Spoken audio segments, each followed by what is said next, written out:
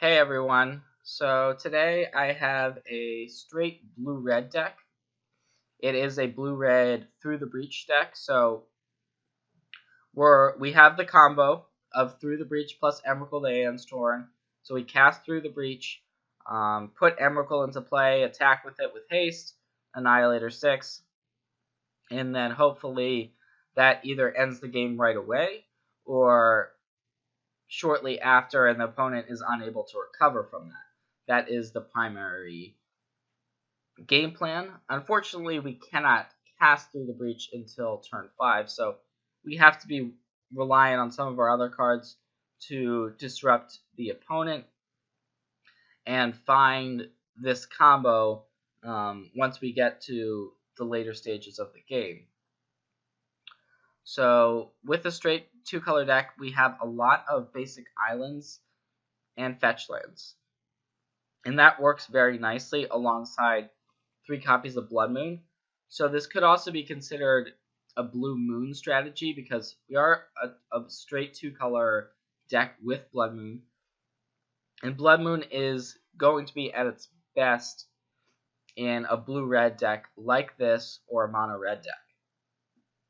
And we know at this point how hateful it is in the modern format. It's a great card against a lot of matchups. The other land worth recognizing is the Desolate Lighthouse. So a big part of this deck's game plan is to draw cards, to loot through your deck, because you'll have a lot of opening hands where you won't have a copy of Through the Breach or an Emrakul. What you'll have instead are these card draw effects. So you need to rely on them to find your combo, and in order to rely on a 2-card combo, you need the rest of your deck to have a lot of ways to dig for it.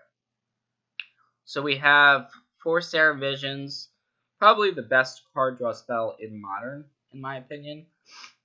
By itself, it digs you 3 cards deeper into your library, right? Because you get the immediate draw, and then you get the Scry too.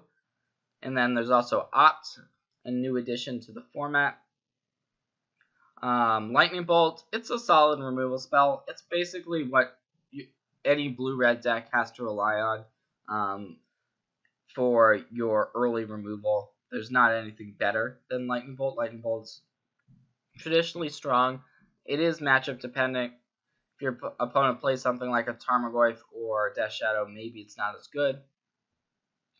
Remand it makes sense in these sorts of combo decks. So you want a counterspell that is not necessarily permanently stopping what your opponent's trying to do, but it's buying you time, and it's also digging you deeper into your deck, which is what Remand is doing. It's better than something like a Logic Knot or Mana Leak here. So we do also have some utility creatures in the deck. The Snapcaster Mages, we have a bunch of instants and sorceries that we can use to flash back with it. There's some weird circumstances where we can use it as a way to put pressure on our opponent's life total in the slower matchups. Vendilion Click is a utility creature. I like it quite a bit as a 1 or 2 of in control-ish style modern decks. This can be a control deck, especially in some matchups you want to sideboard into a slower game plan. So we've got a 1-1 split with the Vendilion Clicks. Electrolyze is a solid removal spell.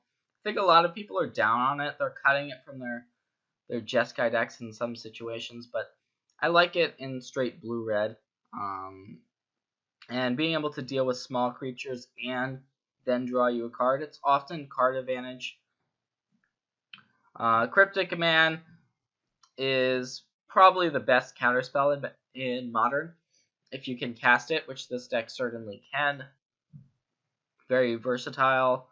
And then Pull from Tomorrow it's going to be good in your slower matchups where you want a way to get ahead, which isn't just comboing your opponent out. As far as the sideboard, we've got a number of counter spells.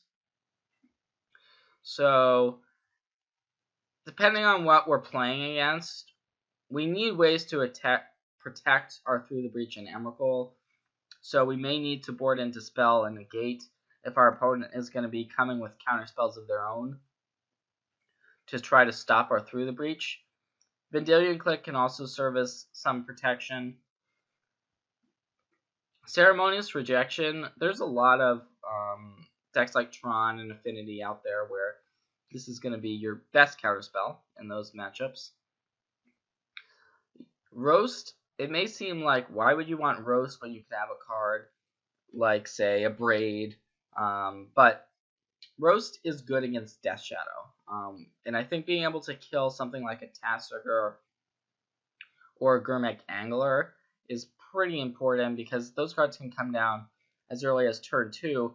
And if they do come down, there's no other way for you to deal with them. So I like the Roast. Kills Tarmogoyf. 5 damage is a lot more than 3, which the Lightning Bolt provides. Anger of the Gods is going to be amazing in certain spots. So very matchup dependent there, but there are small creature decks. And then the fact that it exiles creatures is very relevant as well. Shatterstorm is going to come in against your artifact decks. It's the best possible card to have in those matchups. So I like having it because those artifact decks like Affinity and Lantern are definitely still popular in the metagame. And rounding out the sideboard, we have a couple of Entrancing Melodies. This was recommended to me by a couple people as the best mind control effect, so I'm trying it, and so far I've liked it. And then Keranos, God of Storms, as an alternate win condition that is tough to deal with. I'm not as big of a fan of the Platinum Imperium Madcap Experiment package. I don't think you really need it. So I've decided to forego that package and then include other cards instead in the sideboard. So this is what I'm going with for my Blue-Red Breach deck. I think it's well positioned right now because of the big mana strategies in Modern, but of course there's a ton of decks, right, in Modern, so you never know what you're going to play against. Let's see what we run into